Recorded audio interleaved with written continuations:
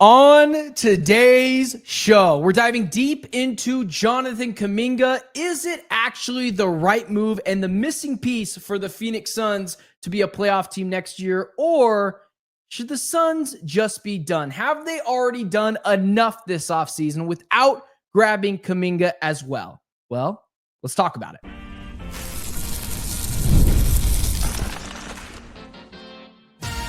You are Locked On Suns, your daily Phoenix Suns podcast, part of the Locked On Podcast Network, your team every day.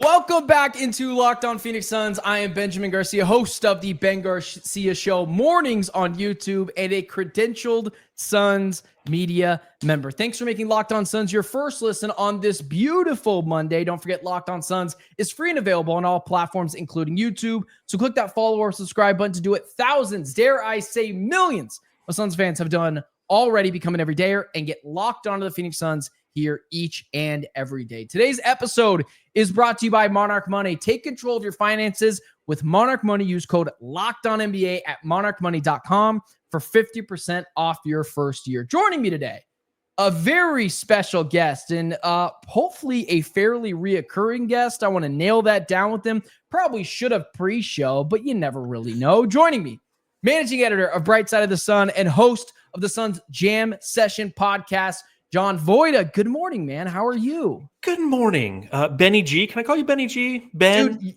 you know what's kind of weird? I've been anti-nickname for a long time. When I was a kid, I called myself The Answer, like first grade, like The Answer, right? And you know what people have been doing? And I told my wife this.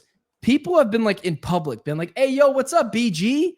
And I'm like, what? Where did that come from? And so people in the comment section call me BG. And like, we've already had Brittany Griner. We have Brian Gregory. So yeah.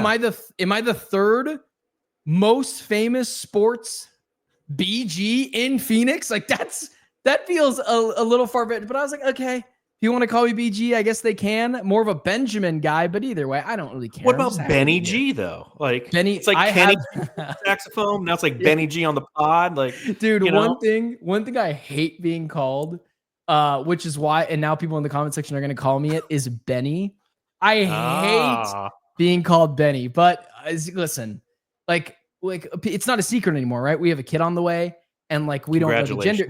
Thank you. And like we don't know if we have a boy or a girl on the way. And she's like, well, if we named it Ben, I get to call it Benny. I was like, you would be the only one being allowed to call our potential son Benny, and we're not even sure if we're gonna name it after me. We don't know. It was like, but we're not. You would be the only one. No one else is allowed to call him Benny. Either way, man. That's not actually what I wanted to start the show with. I wanted to start the show off with it's August. There's not a lot going on, so I appreciate you being here. August sport, or it's almost August, I guess I should say. But it feels like it already. But there's a lot of things to talk about, man. There's like a decent amount of things. If you're a Suns fan, we are lucky to be able to dive into it. You know, there's a lot of this discussion, man, between Jonathan Kuminga. We can get into the next segment about exactly what a trade would look like. Is it the right piece? Is it exactly what would move the needle for the Suns? We can do that. But what I haven't seen a lot of is the fit for Jonathan Kuminga. I'll go second, but I'll let you go first. First off, where does Jonathan, like, let's say the Suns make the trade for Jonathan Kuminga, and it does feel more concrete than ever that this is at least a possibility. Where does he fit on this team? Is it a 3? Is it a 4? And either way, I'm going to have an issue with it, but I'll let you take it from there. So, first and foremost, thanks for having me on the first Locked On Suns podcast post Brendan Clean. That's saying something right there. He's an institution. R.I.P. I've known Brendan for a long time. We've writers at Bright Side of the Sun. We used to actually post the Locked On Suns podcast shows on the Bright Side of the Sun website because he wrote for us, so it's an opportunity for self-promotion. But talking about Jonathan Kuminga and his fit, it's clear that the greatest opportunity for the Phoenix Suns is at power forward, right? We know that it's going to be Jalen Green and Devin Booker in the backcourt. Dylan Brooks should be starting for $21 million a year. He better be starting. And again, if we're shifting this identity and changing the culture, he's a key cog in what that is. So he shouldn't not be starting. And that's where it could be him or Ryan Dunn. So you think, okay, well, we want to see what Ryan Dunn has. He's proven to be a competent defender. So he would be the 4, and then Mark Williams would be the 5. So the acquisition of Jonathan Kuminga would slot him in at the 4. That's what a lot of people are envisioning when you talk to the members of the Phoenix Suns fan base. That's what they think when the proposition of Jonathan Kuminga joining the team comes. I don't know if I see it, just because, again, he's 6'7". He's not a overpowering, dominant power forward. Even in today's game where you want to have the ability to space the floor with that 4, he doesn't provide that either. So although there's a lot of reasons why I think that people want him here relative to his ability to get to the rim, his shot creation, things that are going to be challenges for this team next year, if we're simply talking positional basketball, he would slot in at the 4. And in my opinion, that's not an avenue you need to go down. And we can talk about that a little bit later. But where do you think he would slot in, the 3 or the 4, Ben? I think he's on the Suns team. I think he would be more naturally suited at the 3 position. However, I hate that idea, because if you start a lineup of Ryan Dunn, Mark Williams, Jonathan Kuminga, Jalen Green, Devin Booker, you are really lacking in the shooting department. Jonathan Kuminga is he's a bad shooter. And I think this is where it comes to the overcorrecting of the Suns' problems last year. They had a really hard issue getting to the rim. Outside of Kevin Durant, you thought Bradley Beal was going to fill that hole. But outside of Kevin Durant, who doesn't really like to get to the hole anymore, I remember he had a Dwayne Rankin article about a year ago basically saying, like, I don't do that anymore because it's what got me more injured. Yep. And the more he does it, he's going to get more injured. Booker, I mean, I guess could get to the rim is what we would like for him to do, but that's not really his strong suit. Mark Williams, obviously, he's going to be hovering around the rim. Where would Jonathan Kuminga fit in all that? So do you just want to have a team that is dribble driving to the basket, and if you're kicking it out, the best shooter you have on the court, statistically wise, from 3-point is Devin Booker, and Devin Booker has never been a great 3-point shooter. He's been, you can't leave him open, but he's never been a great 3-point shooter. And then what are you going to do? Kick it out to Ryan Dunn, who really, it depends on the night if he's going to be a good enough 3-point shooter where teams have to go out on him. And then Jalen Green, he's an inefficient scorer. So the Jonathan Kuminga stuff, it's interesting. And I get the idea behind it of like, well, if we just put this team together, bunch of young guns, they'll play fast. Like it's not all negatives if you bring Jonathan Kuminga here. I think they'll play faster. I think they will get more, they will get to the line more. They're going to get to the rim more. All that's good. But there's got to be a little bit of balance to this. And let's say, okay, fine. Let's slide Jonathan Kuminga at the 4 spot. Okay. That's a really small lineup. You've got Mark Williams at 7 foot. And even if you want to say Kuminga's 6'8", which that's what his draft profile was listed at, but he's probably closer to 6'7". You got 6'7", and no guys there with a 7-foot wingspan who could just hawk down the opposing team. Dylan Brooks is he's a good defender because I think he's a really willing defender. And yes. he's a strong guy. So I think there's a lot of issues with that, man. And when you talk about allocating some of your resources that we can get into in the second segment, I just, if we're talking about a natural fit, I think he's more of a 3 than a 4. Agreed. But man, you just don't play offense, right? You got to play defense too. And what's Kuminga going to do defensively? I mean, I guess he's a little long. He's got a 6'11" wingspan, but he's not shutting anyone down. Then you're talking about giving up 100 points, in one half on the other end. Yeah, and that's the challenge with this team is they are swinging the pendulum the complete other way of who they were last year. And a lot of us are applauding that because we need an identity. We need a team that's going to fight for possessions. We need a team that's not going to turn the ball over and have the opposing team shoot the ball 20 more times. But in the same breath, when you look at the construction of this team, a big question is where are the points going to come from? Right. And I have an whole article on Brightside that published yesterday on Sunday about just that fact, about how we've swung the pendulum so far the other way. That's going to be hard to score. And a lot of people look at Kuminga and they go, well, yeah, he's going to be somebody who can actually add points to what the Suns are doing. But to your point, to my point, the guy can't shoot. Okay, he shot 30.5% from beyond the arc last year. In his 4 years in Golden State, he's 33.2%. So yes, he's somebody who can put pressure on the rim, but seen as the fact that he can't shoot, seen as the fact that he's not a great defender, he doesn't have a lot of these attributes that I necessarily see can fit with this team, especially for the price. And I'm a big, as you listen, if I become a reoccurring guest and I'm on here more often, you're going to hear me use a phrase quite often, Ben, and that's price for value paid.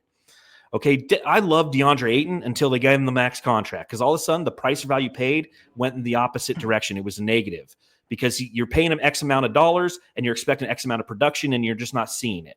Okay, Kuminga fits a lot in that same boat, if you will.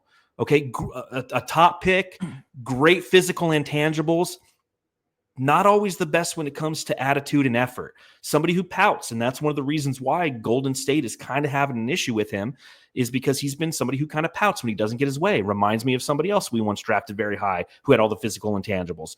But the price value paid becomes the question, and what you have to give up to get him and what you're going to be paying him. He's a project, and projects shouldn't be paid more than guys who can at least give you one consistent, reliable attribute like a Grayson Allen can. Right? Grayson Allen, 16 plus million this upcoming year. He can shoot the crud out of the 3-ball. And that's what we know he can do. There's nothing that Kuminga does other than put pressure on the rim that I think that he can do consistently. And we haven't seen it. And part of that is because Golden State hasn't given him the opportunity. And the reason they haven't given him the opportunity is because of the attitude and effort issues that he's displayed in the past.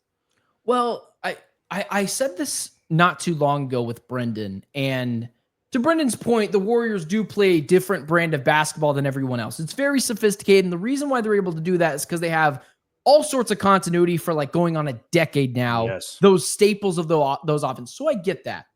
However, Steve Kerr, I know, is a really good basketball coach. He's got numerous rings. He took that Mark Jackson thing that was, put together and then polished it and turned it what it was, one of the better dynasties over the last couple of decades. So, but when Steve Kerr says, I can't trust you in a playoff matchup, how am I, even though I like Jordan Knott, how am I supposed to take Jordan Knott and say, I know Steve Kerr couldn't do this, but as a first-year head coach, I need you to deal with all the moving parts of fixing Jalen Green, helping him be more efficient, making this offense run through Devin Booker again, keeping Mark Williams healthy, like juggling that issue.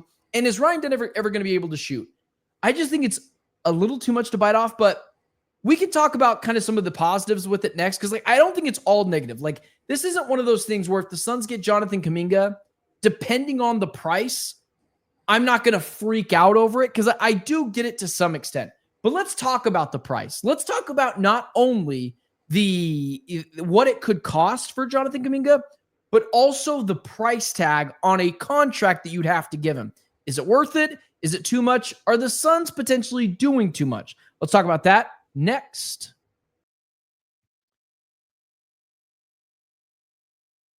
First, today's episode is brought to you by Monarch Money. Ever wish managing your money felt easier? With Monarch Money, it can. Whether you're growing your savings or planning a big purchase, Monarch puts you in the driver's seat. It's like having your own personal CFO, giving you full visibility and control over your finances.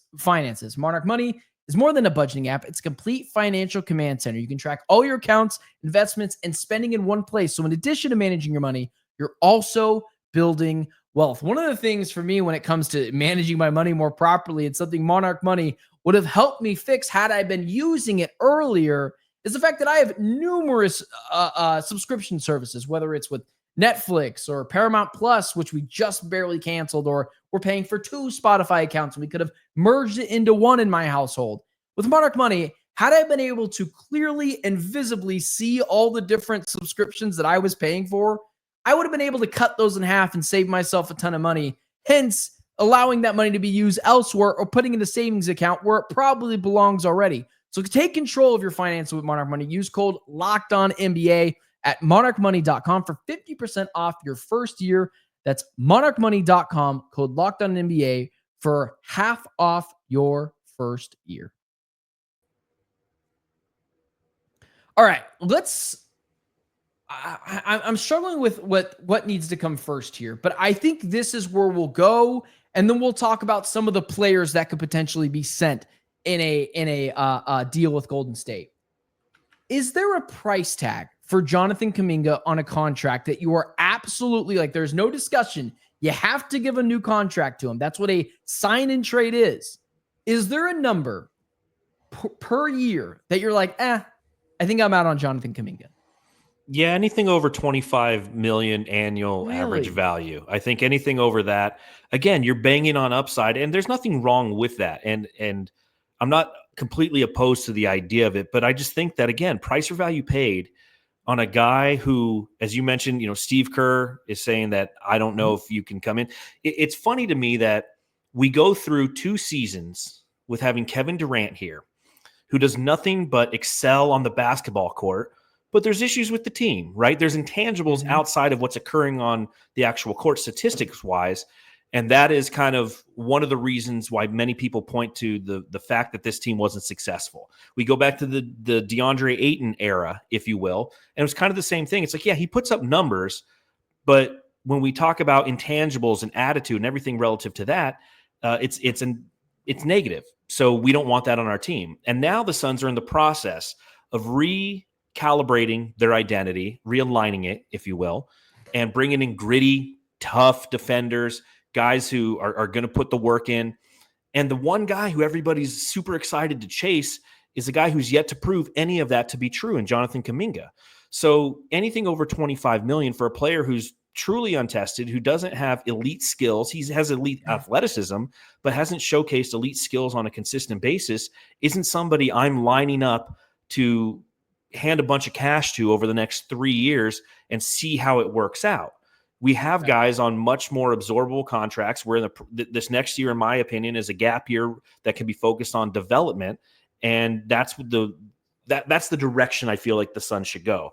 So if you can get them 25 under, I'm willing to watch that and see the gamble play out. But anything over that, if we start to talk about like $30 million for Jonathan Kuminga, that is a lot of money to an unproven guy. We already got one of those guys in Jalen Green, right? That's $33 million this year, 36 the next 2, So we don't need to stack our contract with high-priced projects. And that's the lens I look at it through, Ben. Jalen Green, I would agree with you, is overpaid for what he is. He is an overpaid player for now. However, the Suns, the reason why I don't get upset with the Suns for taking that deal is because, like, you had to. Well, yeah. You have to match contracts and trades. It was the only way the Kevin Durant deal was going to get done, but it's not a good deal. It's not, and it hasn't even kicked in yet. However, I'll tell you in a second exactly where I'm at, but let me ask you this. Would you rather have Tobias Harris or Jonathan Kuminga? What's the price? It's $26 million a year. It's $1 million over my line of demarcation. $1 million. Huh? $1 million. I'll take Kuminga. How about that? Okay. John Collins, who's at $26.5 million. I'd rather have Collins. Okay. He's more of a power forward. He fits that archetype. Okay, let's find RJ Barrett, who's the shooting guard. No. Okay, so you'd rather have Kuminga. Andrew Wiggins at $28 million. No, I'd rather have Kuminga. And let me give you one more. I'll give you 2 more. That one's not fair. CJ McCollum. I think we'd both take Kuminga. Yeah. Okay, what about Jalen Johnson? Oh, I take Jalen Johnson every day. I would rather have Jalen Johnson too. Yeah. I would rather have Jalen Johnson too. Jalen Johnson makes $30 million a year. I think that's the barometer, right? And so if I'm saying Jonathan Kuminga, I would be okay with giving him $27 to $28 million a year. And I'll be honest with you, if it got to, depending on the price of what you're sending out, right? If it's Grayson Allen, and we can get to that in a second, Grayson Allen and Oso, sure. Like the risk is worth the reward for me. At $28 million a year, like when you start to creep up to the Jalen Green range, $33 million a year, I'm like, it's a little much. Here's kind of how I reference it. I think you own your house. I'm assuming you own your house, but when you're talking about a couple $1 million a year, I think of it as like buying a house. Whereas buying a house for $850, well, that's a lot of money. Buying a house for $450,000, right? And buying a house for $440,000. Like I see it that close because you're paying like $50 extra a month for that monthly payment. It seems like a lot of money because it's $10,000. It's really not. If you have to pay $10,000 more to get a better house than pay $400,000 for a house you really don't want, it's like pay the $10,000 extra dollars. It's not that much more a month. When you're bickering over that much, like with real estate agents and customers, like, what are you guys doing? Pay the extra $5,000. You're going to spend $25 extra more a month, and it's a house you really want. With Jonathan Kuminga, I think of it as like $30 million and I'm giving up Grayson and Oso, or $25 million or no deal and it's Grayson he won't take that. I'm like, the risk is worth the reward for me for $5 million. But in this situation, we don't know if the house has air conditioning or if it works or not. That's the challenge. Like, at least with Grayson Allen, you know that the AC works correctly and the plumbing's done correctly. You know, I don't know if you bought your house, but when I bought mine, you know, right before the pandemic, mind you, thank the Lord. But the inspector comes in, tells you everything's great, and the next thing you know, like, the air handler doesn't work a summer later, and that's what we're having. That's why I get where you're coming from. But at the same time, if we're talking $5 million a year, you know, which is a veteran minimum contract, or a player, especially on a team that's not going to have the ability to have $22 million every year because of the dead cap money given to Bradley Beal and Nasir Little and EJ Liddell over the next, you know, few seasons, that $5 million means something, because it could mean a player. And that's why you have to be very astute in the way that you attack this from a roster building standpoint, and make sure that the guy you're bringing in does have air conditioning that works. I just that is a good point. I just think it's funny when I see, and I saw one of your writers say this yesterday, it's like 25 million or I'm not doing it. And I'm like, okay, RJ Barrett makes 27 million. The cap's going to continue to go up. It's not going to be, now if it's and this can only happen with max contracts. So if it was like, if it got more each year, like it was a percentage of the cap type of thing with Devin Booker's contract, where it's going to accrue over time, he's going to make more money. Like, yeah, then we're going to have a problem. But I think as it ages, it's going to look like a $25 million a year contract anyways. I would do that. Running a little long here, so let's just move this in to the next segment. Let's talk about what exactly we would give up for Jonathan Kuminga. I've seen some speculation about Oso, Grayson. What about Ryan Dunn? Let's talk about that next.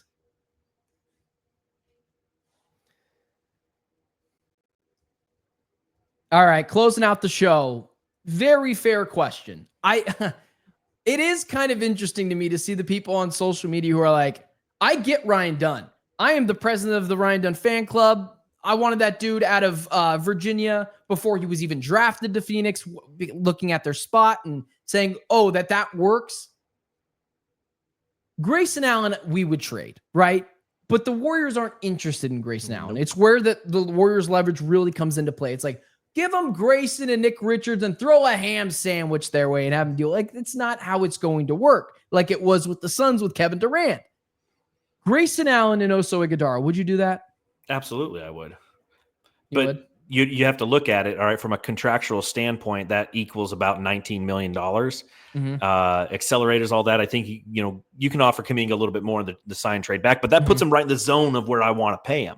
So I think that that's absolutely doable. I think that Oso, as much as we love Oso, and again, with Ryan Dunn and Oso, I will say this, here in the Valley, we overvalue them.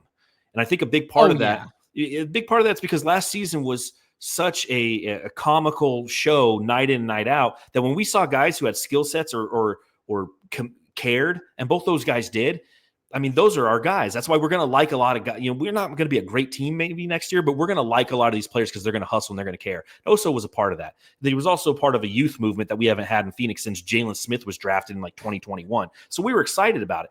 But the guy has limitations. He has a definite ceiling on who he is as a player.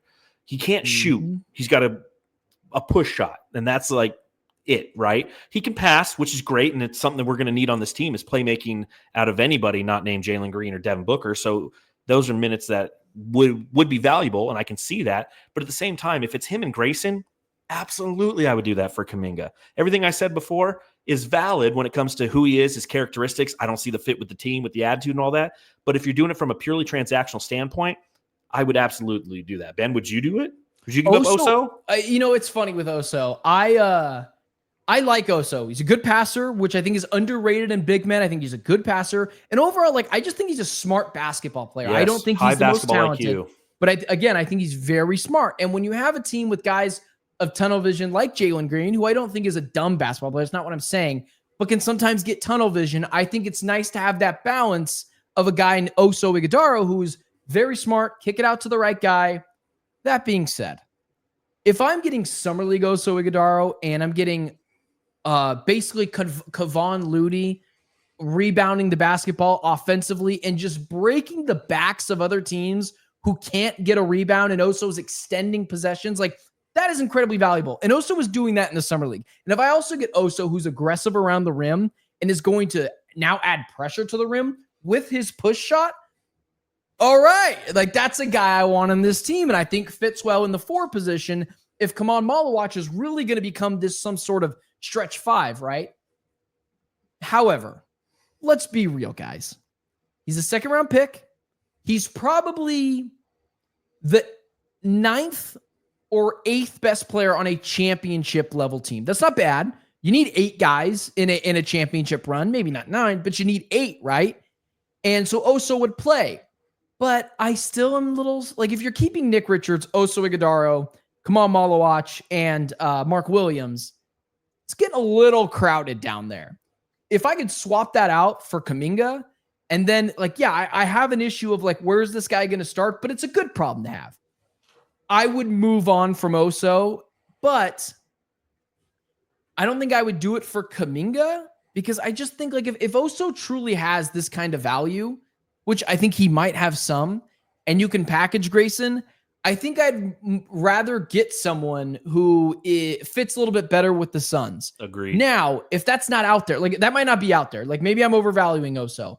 I would still do it for Jonathan Kuminga. Like if that's the deal, let's do it. However, there's a lot of question marks with Kuminga. Like a championship pedigree team doesn't want him. So with those question marks, I would do it, especially if I got Kuminga on $25 million a year. I'm like, 4 years, $25 million is not very a tradable, lot. Very tradable contract too. Yeah, it's not bad at all. Like especially, but here's one thing I don't want to do. I don't want to give up any picks. I'll give up a second rounder because they're currency in the NBA. It's not hard to get them. You can do that. I'm not giving up any more first rounders, and I don't think that they're going to get that. Let's move over to Ryan Dunn because I think we're both going to be pretty quick about this. What if it was Grayson, Ryan Dunn? That's it. 25, and let's say $25 million for Kuminga. Let's say that's. No, I wouldn't. Can't do it, man. And again, this is probably me overvaluing his worth in the NBA, but I just think that he's a young, quality player who has high upside, and that's essentially what you're trading for. But you have Ryan Dunn here, same size. Technically Ryan Dunn's a better shooter from beyond the arc. You know? And he's bigger, and he's bigger. He's bigger. He's longer. Better defender. Better defender. No attitude problems whatsoever. Love Ryan. And again, you're getting him for $20 million less a year. So you absolutely hold on to Ryan Dunn. And you know, the only appeal of getting Kuminga, as I briefly mentioned, is he's a contract you could potentially flip. You know, a lot of people aren't going after Kuminga or trying to acquire him because they don't have the means to do so right now. With the way the cap is structured and draft picks and everything, you know, sign and trade and hard caps and things of that nature, some teams might not want to. But if we trade for him, we could trade that 25, 22, 25, $30 million contract potentially down the line. So there's some appeal in that. But to give up a Ryan Dunn in that situation, who, again, Kuminga and Ryan Dunn, they're almost on the same level to me, in my opinion, because of the intangibles. Don't disagree at all. Yeah, I wish I could fight you on that one, Benny G, but I can't. No, like it would be silly. You're talking about the Warriors giving up draft capital to get Ryan Dunn. Imagine Dunn on the Warriors, man. It would be a nightmare for us. It's like a perfect need for them. Like it would fit them perfectly. High character guy who I think is progressing in shooting the 3 ball. A guy that can learn under Draymond Green to be like this stocky, like crazy. Last point, because we both agree Grayson and Oso hit the road, Jack. You know, especially for the kind of deal that I think you'd be getting for Kuminga. Mm-hmm. Ryan Dunn, kick rocks. We're good. What about this, dude? And I kind of mentioned this briefly, and you agreed with me, so I think I know where you'll go with this. I think the Suns fan base has been so spoiled with the amount of stars they've gotten, the big deals that have happened, moving on from players, getting new players in, and Ishbia has just been wheeling and dealing, man, that they're like, Jonathan Kuminga? We didn't really watch a lot of Golden State Warriors basketball because I didn't watch a lot of Golden State Warriors basketball to correctly evaluate Jonathan Kuminga, but they see the name, they see the old G League highlights, they see the statistics, which are like fine, and they're like, get Jonathan Kuminga over in a Suns jersey. I love what the Suns have done this offseason, making chicken salad with chicken you-know-what. I think maybe the Suns should just be done. Unless Jonathan Kuminga makes the Suns a bona fide playoff team, which I don't think is the case because of his fit in Phoenix.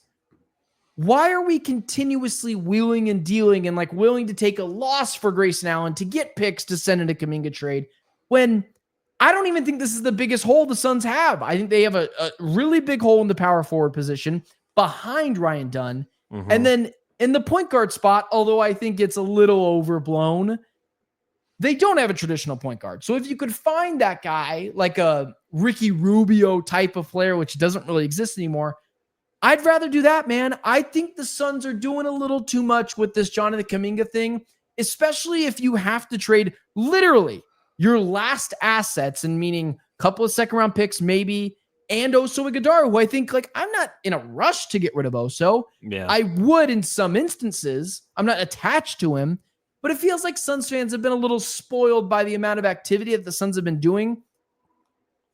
Do you agree that like we're doing a little much now? You made chicken Caesar salad out of chicken bleep.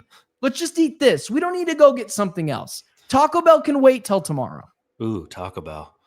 Delicious. I'll say this.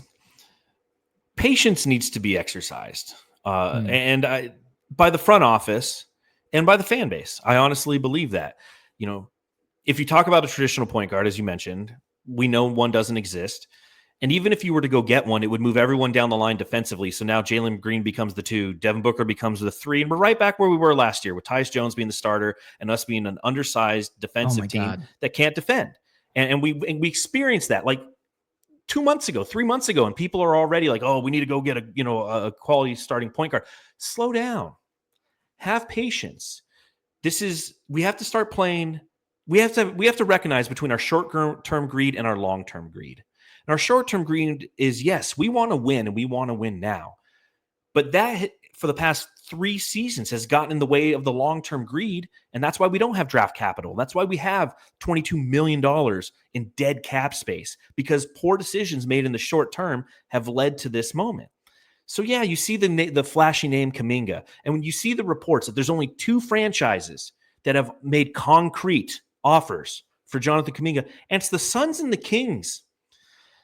Ben, those aren't good organizations. Those aren't, the Suns are not in. You rank anybody's front office, and everybody's going to tell you the Suns are bottom 3, and the Kings are standing right along next to them, just like the old Sun Kings. Game of Zones. Oh, that's Bleach Report stuff. Cool. But that's what we are, and we're both going for Kuminga. Like that should say something about the player, right? And that should. Now, don't get me wrong. I like the fact that the Suns are connected to Kuminga because it means that Brian Gregory's continuing to think and tinker and explore options. That's what you have to do at this point. But you have to make the right decisions moving forward, and not just the right ones, but the smart ones. Mm-hmm. And for everything that Kuminga is, acquiring him is not a smart move. I can see where the fan base is. I see where they're coming from. I see their desire to go and continue to build. And to your point, Ben, they're spoiled a little bit because we've literally been a game that's on unlimited 2K. But guess what? All of a sudden, now we're having to pay the penance for the transgressions of this front office for the past 3 years. So slow down. Have some patience. Watch this thing work out. See where your opportunities are, because the free agent class is going to be better next year. The contracts of Grayson Allen and Royce O'Neal and Jalen Green, for that matter, all become much more appealing this time next year when they're trying to make decisions moving forward. But if we're continuing trying to push and create pressure and build this team that's not going to even win, we're going to continue to be sitting here with no draft capital in our pockets, no money available, and wonder what veteran minimum guys we can go acquire. I think patience needs to be exercised, especially over this upcoming season. John Voita, ladies and gentlemen. I think we should have just ended it right there. Just a little tease to Suns fans, because I will be doing some shows alone, and of course we'll have my guy Bruce Vilas on Friday. Well, Thursday night, Friday when the show comes out. We're gonna talk about the point guard thing. It's just like it's taking everything in me not to rant about it right now. Like, oh, we need a traditional point guard. Really? We didn't just have Tyus Jones?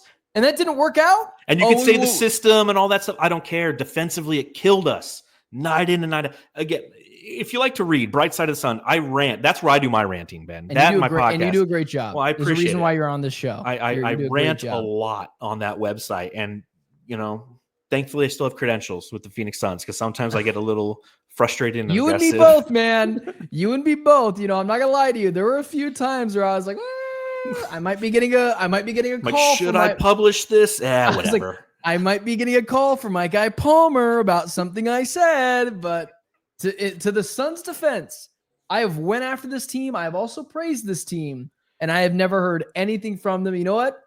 That is a team that I'm like, gotta give you that.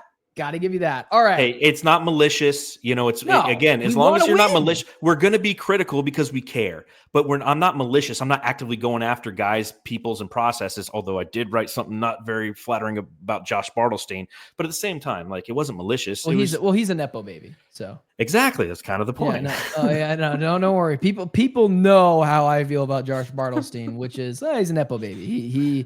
He got you. Listen, Reese is not a Josh Bartlestein. Yes, we'll save that for another day because guess what? There's a lot August of stuff. is coming up, and it's the worst month of the year, and we need to find things to talk about. That sounds like a great topic of discussion for another time. Thanks for making the Locked On Suns podcast a part of your daily routine. Check us out on social media. My guy on social media at Darth Voita. That is Darth Voita on Twitter, X, whatever you want to call it, and on Instagram. I learned that on my own, and I followed him. And then myself, follow me on all social media platforms at Ben Garcia Show. For Voita, for myself, Benny G, BG, we appreciate you guys making Locked On Suns a part of your daily routine. And for everyone in the chat, we will talk to you guys Wednesday.